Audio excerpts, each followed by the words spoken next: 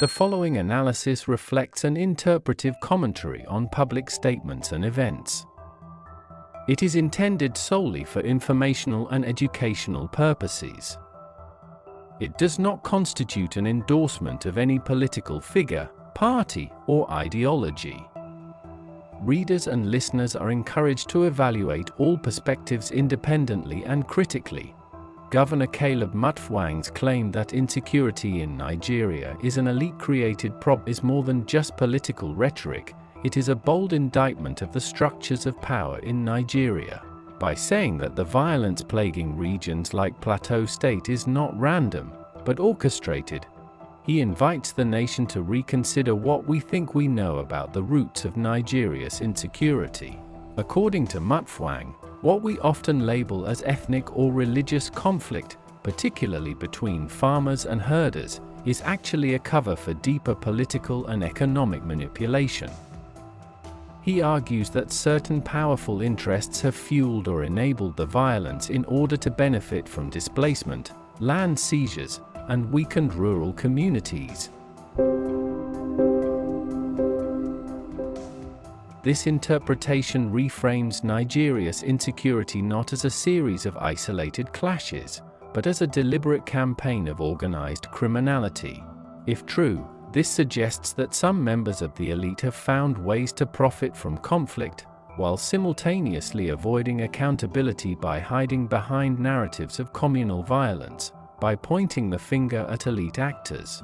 Mutfwang is challenging the culture of silence and complicity that often dominates Nigerian political discourse. He goes further by calling the violence a failure of national governance, a situation where institutions either looked the other way or were too weak to respond effectively.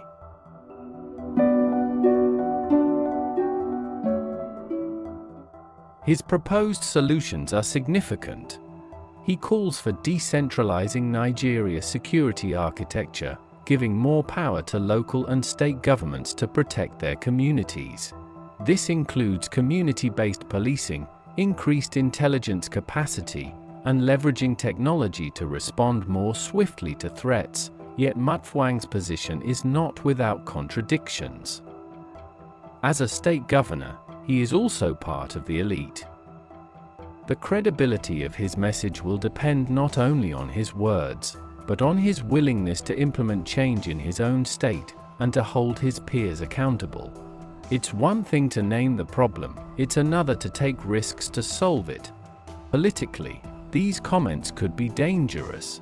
Nigeria's ruling class is interconnected, and openly accusing the elite of creating insecurity could alienate federal partners or provoke pushback. Still, such truth-telling is necessary if the country hopes to escape its cycles of violence and impunity. Another challenge lies in the vagueness of the term elite. Without naming specific individuals or outlining clear evidence of complicity, these claims can easily be dismissed as vague or populist. If this problem is to be solved, it will require naming names, tracing networks, and pursuing justice, regardless of who is involved. Despite these challenges, Mutfwang's comments reflect a refreshing shift. They resonate with the frustration of many Nigerians who are tired of surface-level explanations and cosmetic reforms.